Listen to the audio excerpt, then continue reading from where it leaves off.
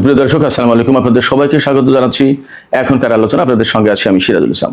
দর্শক, গতকাল মার্কিন প্রেসিডেন্ট ডোনাল্ড ট্রাম্প তার মন্ত্রিসভার সদস্যদের সাথে ক্যাম্প ডেভিডে বৈঠক করেছেন। তারপরে সিদ্ধান্ত নিয়েছে ইরানের বিরুদ্ধে ভয়াবহ হামলা চালানো হবে। এই সিদ্ধান্ত একদম চূড়ান্ত হয়নি, বাট ইসরায়েল এবং আমেরিকা চলতি সপ্তাহের শেষের দিকে অর্থাৎ আজকের ভেতরেই ইরানের বিরুদ্ধে হামলা শুরু করতে পারে আমেরিকা এবং ইসরায়েল। এবং এই হামলার প্রধান লক্ষ্য হবে ইরানের জ্বালানি অবকাঠামো থেকে শুরু করে বিভিন্ন গুরুত্বপূর্ণ সরকারি বেসরকারি অবকাঠামো। আমেরিকার এই পরিকল্পনার পরপরই ইরান ঘোষণা করেছে আমেরিকা এবং ইসরায়েল যদি ইরানের অবকাঠামো লক্ষ্য করে হামলা চালায়, তাহলে মধ্যপ্রাচ্যে আমেরিকার সাথে সংশ্লিষ্ট যত জ্বালানি অবকাঠামো আছে তার সমস্ত সবকিছু ধ্বংস করে দেওয়া হবে। একই সাথে ইসরায়েলের জ্বালানি অবকাঠামো ধ্বংস করা হবে। এই ব্যাপারে ইরান পরিষ্কার করে একটা তালিকা দিয়েছে। সুপ্রিয় দর্শক, এখনকার এই আলোচনায় এর সাথে আরো বেশ কিছু গুরুত্বপূর্ণ বিষয় আছে, যে বিষয়গুলো নিয়ে আমি বিস্তারিত আলোচনা করার চেষ্টা করব। আশা করি আলোচনা ভালো লাগবে এবং আপনারা সবাই শেষ পর্যন্ত সঙ্গেই থাকবেন। আর আলোচনা যদি ভালো লাগে তাহলে লাইক, কমেন্ট, শেয়ার করবেন এবং চ্যানেলটি সাবস্ক্রাইব করে সাথেই থাকবেন। দর্শক, চলুন বিস্তারিত আলোচনা করি। একেবারে প্রথমেই ক্যাম্প ডেভিডের প্রসঙ্গটা আমি আনতে চাই, কারণ গত রাতের ভিডিওতে আমরা ক্যাম্প ডেভিড নিয়ে কিন্তু আলোচনা করেছিলাম। সেখানে বলেছিলাম ক্যাম্প ডেভিডে মার্কিন প্রেসিডেন্ট ডোনাল্ড ট্রাম্প তার মন্ত্রিসভার সদস্যদের সাথে বৈঠক করেছেন এবং সেই বৈঠকে কি সিদ্ধান্ত হয়েছে তা কিন্তু আমরা তখন জানাতে পারিনি। আমরা এই বিষয়ে বিস্তারিত জানার পরই আপনাদেরকে জানাচ্ছি যে আমেরিকা এবং ইসরায়েল সম্মিলিতভাবে ইরানের উপরে ভয়াবহ হামলা চালাতে যাচ্ছে। এই ব্যাপারে মোটামুটি নীতিগত সিদ্ধান্ত হয়েছে, কিন্তু কখন বা কবে এই হামলাটা শুরু করবে এই ব্যাপারে একদম পরিষ্কার সিদ্ধান্ত ঘোষণা করা হয়নি, এটা জানা যায়নি। তবে হামলা যে হবে এটা মোটামুটি নিশ্চিত।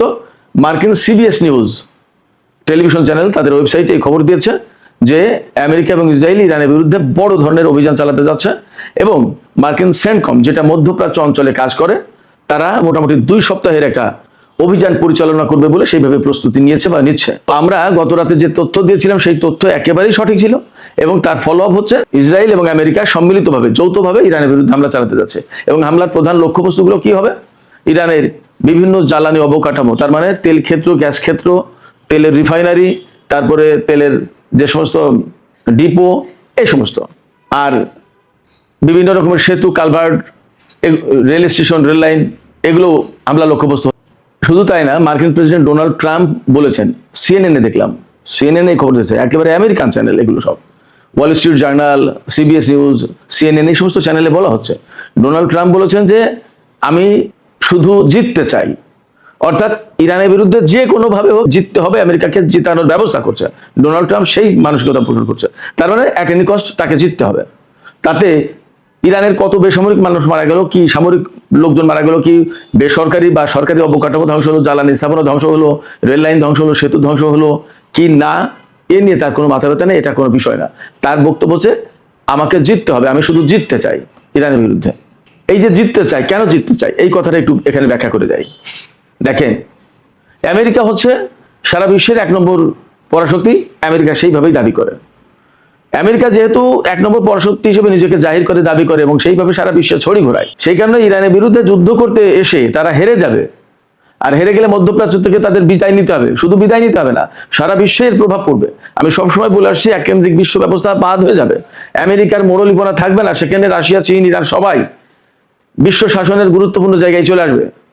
ফলে আমেরিকাকে জিততেই হবে, না জিতলে এইগুলো হবে, আর জিতলে আমেরিকা আবার সেই এককেন্দ্রিক বিশ্ব ব্যবস্থার মূল কেন্দ্রে থাকবে। আরো কেন জিততে হবে আমেরিকাকে? আমেরিকাকে জিততে হবে এই কারণে যে আমেরিকা যদি এই যুদ্ধে হেরে যায় তাহলে আমেরিকার অস্ত্র বাণিজ্য শেষ, মধ্যপ্রাচ্যে প্রভাব প্রতিপত্তি শেষ, মধ্যপ্রাচ্যে তাদের যে নিয়ন্ত্রণ ছিল সেই নিয়ন্ত্রণ থাকবে না, সারা বিশ্বের উপর যে ছড়ি ঘোরাতো সেটা থাকবে না। বিশ্বের বিভিন্ন দেশে অন্তত 850 মার্কিন সামরিক ঘাঁটি আছে, এই ঘাঁটিগুলো বেশিরভাগ জায়গা থেকে সরিয়ে নিতে হবে। দেশে দেশে তাদের বিরুদ্ধে বিক্ষোভ, আন্দোলন শুরু হবে। এই সমস্তগুলো টিকিয়ে রাখার জন্য আমেরিকাকে জিততে হবে। যদি না জিততে পারে তাহলে এই যে যা বললাম তোমার সমস্ত সবকিছু শেষ হয়ে যাবে। আমেরিকার অস্ত্র বাজার যদি ধ্বংস হয়ে যায়, অস্ত্র বাজারে যদি ধস নামে, তাহলে আমেরিকার অর্থনীতি টিকবে না। আমেরিকার অর্থনীতির বড় ক্ষেত্র হচ্ছে এই অস্ত্র বাজার। আপনারা চিন্তা করতে পারেন, $1.5 ট্রিলিয়ন এবার সামরিক বাজেট। তো সামরিক বাজেট যদি $1.5 ট্রিলিয়ন হয়, তাহলে তার অস্ত্র ব্যবসা কি পরিমাণে? একাই আমেরিকা যে অস্ত্র ব্যবসা করে, সারা বিশ্বের বাকি সব দেশ মিলেও তা করে না। পরিস্থিতি এমন, সেই জায়গায় আমেরিকা যদি ইরানের সাথে হেরে যায় যে ইরান আজ 47 বছর ধরে আমেরিকার নিষেধাজ্ঞার আওতায় রয়েছে, সেই ইরান যদি জিতে যায় তাহলে আমেরিকার মান সম্মান থাকবে না, আমেরিকার সারা বিশ্বে কোনো প্রভাব প্রতিপত্তি কিচ্ছু থাকবে না। এই জন্য ডোনাল্ড ট্রাম্প বলছেন আমি শুধু জিততে চাই। এছাড়া আরেকটা কারণ আছে, তিনি তো সবসময় বলেন মেক আমেরিকা গ্রেট এগেন, মাগা আন্দোলন যেটা, এই মাগা আন্দোলনের প্রধান পৃষ্ঠপোষক এবং মূল তত্ত্ববিত্ত এই ডোনাল্ড ট্রাম্প। তাই ডোনাল্ড ট্রাম্প যখন আমেরিকাকেই মহান দেখতে চায়, বাকিরা সব নিচু, এরাই শ্রেষ্ঠ, যখন এইরকম মানসিকতা পোষণ করে, তখন তার সামনে বিজয় ছাড়া তো কোনো কথা নেই। তিনি এই স্লোগান দিয়ে আমেরিকার প্রেসিডেন্ট হয়েছেন। এখন যদি হেরে যান তাহলে তো লোকজনের প্রশ্ন তুলবেন যে আপনি আমেরিকাকে গ্রেট করবেন কিভাবে, আমেরিকা তো ইরানের মতো দেশের কাছে হেরে গেল। এই জায়গা থেকে তিনি মহা বিপদে। এই বিপদ এমন একটা বিপদ যে না তিনি সামনে আগাতে পারছেন, না তিনি ইরানকে হারাতে পারছেন, না তিনি যুদ্ধ থেকে বেরিয়ে যেতে পারছেন, না কূটনৈতিক কোনো সমাধান আছে। যেটা করতে যাচ্ছেন সেখানে জড়িয়ে যাচ্ছে, সেখানে আটকে যাচ্ছে। হরমুজ প্রণালীতে ব্লকেট করেছে ইরান, এমন ভাবে আটকে দিয়েছে যে তেলই বের হতে পারবে না। যুদ্ধ করতে এসেছে ইরান, এমন ভাবে তাদের বিরুদ্ধে প্রতিরোধ গড়ে তুলেছে যে তাদের ঘাঁটি মাটি নিয়ে এখন টানাটানি।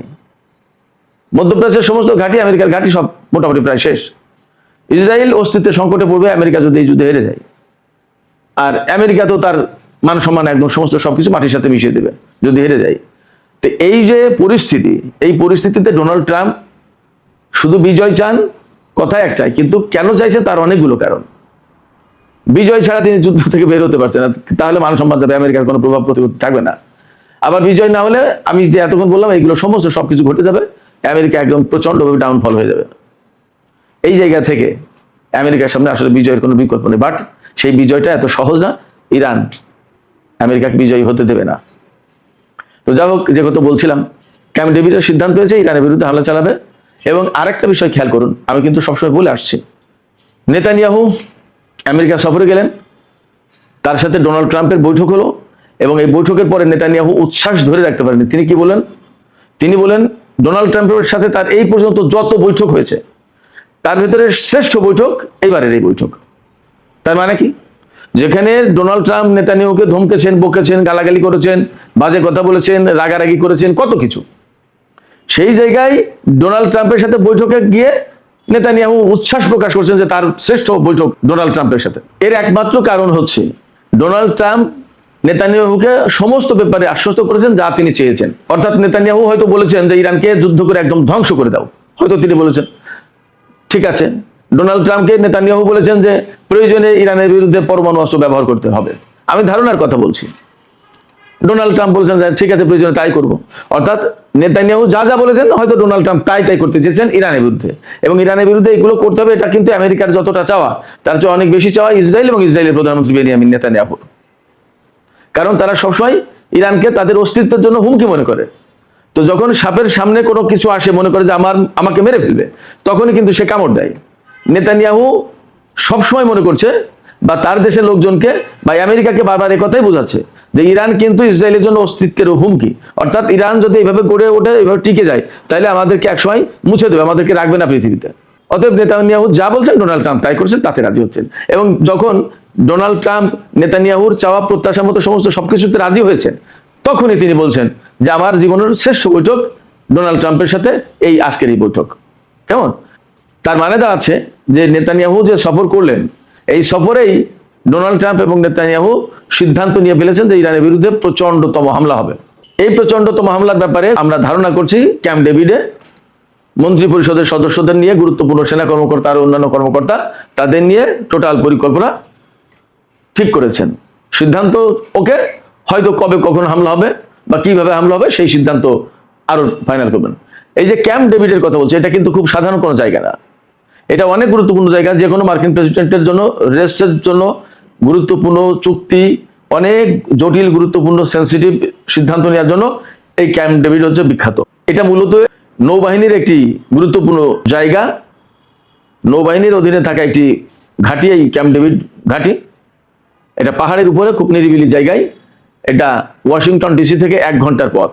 মেরিল্যান্ড অঙ্গরাজ্যে এই ক্যাম্প ডেভিড ঘাঁটি অবস্থিত। এই ক্যাম্প ডেভিডেই কিন্তু মিশর আর ইসরায়েল 1978 সালে চুক্তি করেছিল। প্রথম মিশর ইসরায়েলকে বৈধতা দিল এই ক্যাম্প ডেভিড চুক্তির মাধ্যমে।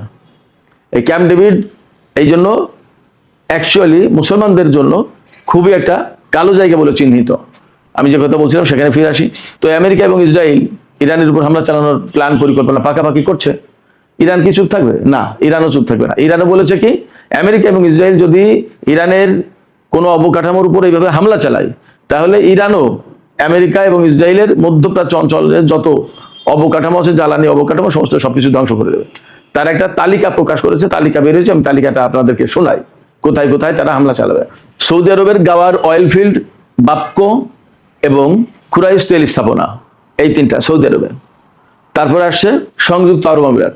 সংযুক্ত আরব আমিরাতের যেসব গ্যাস ফিল্ড এবং তেল ক্ষেত্রে হামলা চালাবে সেগুলো হচ্ছে রুয়াইস রিফাইনারি এবং জাকুম অয়েল ফিল্ড, সংযুক্ত আরব আমিরাতের। কাতারের নর্থ গ্যাস ফিল্ড এবং রাসলাফান এলএনজি ফ্যাসিলিটি, এই দুটো। কুয়েতের বুরগান অয়েল ফিল্ড। বাহরাইনের সিত্রা রিফাইনারি এবং মামুল তেল স্থাপনা। আর ইসরায়েলের লেবিয়াথান এবং তামের গ্যাস ফিল্ড, এইগুলোতে হামলা চালাবে। একদম পরিষ্কার লিস্ট দিয়ে দিয়েছে ইরান। দুই পক্ষের যে প্রস্তুতি বা যে মনোভাব, যে অবস্থা আমরা দেখতে পাচ্ছি, তাতে একথা মোটামুটি পরিষ্কার হচ্ছে যে মধ্যপ্রাচ্যে যদি নতুন করে যুদ্ধ শুরু হয়, তাহলে মানে ভয়াবহ রকমের অবস্থা তৈরি হবে। এবং যেহেতু দুই পক্ষই জ্বালানি অবকাঠামোর উপর হামলাকে প্রধান হামলা হিসেবে বিবেচনা করছে, তারা প্রধান টার্গেট হিসেবে বিবেচনা করছে, সেক্ষেত্রে পুরো মধ্যপ্রাচ্যে আগুন জ্বলবে, এটা বলতে কোনো দ্বিধা নেই। পুরো মধ্যপ্রাচ্যের সহায় সম্পত্তি সব ধ্বংস হবে। ইরান যেটা বলছে যে আমেরিকা তার দেশ থেকে কয়েক হাজার কিলোমিটার দূরে এসে, যেখানে তার নিজস্ব কোনো সহায় সম্পত্তির সীমানা নেই, সেখানে এসে সে আজকে যুদ্ধ করছে এবং মধ্যপ্রাচ্যের মানুষের জীবনহানি ঘটাচ্ছে, তেল গ্যাস সমস্ত সবকিছু ধ্বংস করছে। ইরান বলছে এগুলো আর কি। তো মধ্যপ্রাচ্যের দেশগুলো সেগুলো বুঝছে না কেন? আর আমেরিকা বলছে যে মধ্যপ্রাচ্যের বৃহত্তর নিরাপত্তার জন্য আমেরিকার উপস্থিতি দরকার। আমরা আসলে বাস্তবতা সবাই কম বেশি বুঝতে পারছি কার কি উপস্থিতি দরকার আর কার উপস্থিতি দরকার না। তো দেখা যাক, মনে হচ্ছে যুদ্ধের ভেতর দিয়েই চূড়ান্ত পরিণতির দিকে যাচ্ছে। আমার মনে হয় যে আমরা খুব শর্ট টাইমে খুব বড় রকমের যুদ্ধ দেখতে যাচ্ছি, যদি পর্দার আড়ালে কোনো কূটনৈতিক তৎপরতা না চলে। এপাশে ইয়েমেনের হুতিরা ঘোষণা করেছে যে তারা সৌদি আরবের 8টি তেলবাহী জাহাজ আটকে দিয়েছে, বাব আল মানদেব প্রণালী পার হতে দেয়নি। পরিস্থিতি কিন্তু যথেষ্ট জটিল।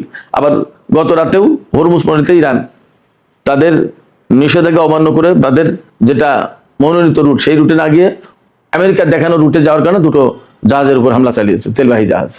তার মানে আমেরিকা এবং ইরানের মধ্যকার এই দ্বন্দ্বের কারণে এখন তেলের বাজার মারাত্মক রকমের সংকটের মধ্যে, এবং আরো বড় সংকট হতে যাচ্ছে। সৌদি আরব যে জোট গঠন করেছে, সেই জোট গঠন করে যদি ইয়েমেনের বিরুদ্ধে যুদ্ধ শুরু করে, তাহলে ভয়াবহ আকার ধারণ করবে পরিস্থিতি। আর এপাশে ইসরায়েল এবং আমেরিকা যদি ইরানের বিরুদ্ধে যুদ্ধ শুরু করে, তাহলে পরিস্থিতি একেবারে মানে কি বলবো, নরককুণ্ডে পরিণত হবে। সুপ্রিয় দর্শক, এপাশে আমি ছোট আরেকটি খবর দিয়ে আজকের আলোচনা শেষ করি। ইরাকের এরবিল অঞ্চল, এটা হচ্ছে ইরাকের উত্তরে কুর্দিস্তান অঞ্চল যেটা আছে, সেখানে এরবিল। এই এরবিল অঞ্চলে প্রচুর কুর্দি থাকে এবং সেই কুর্দিদের ভেতরে ইরানের কুর্দিরা গিয়ে ইরানের বিরুদ্ধে বিভিন্ন অভিযান চালানোর চেষ্টা করে, নানামুখী ষড়যন্ত্র বহু কিছু করে।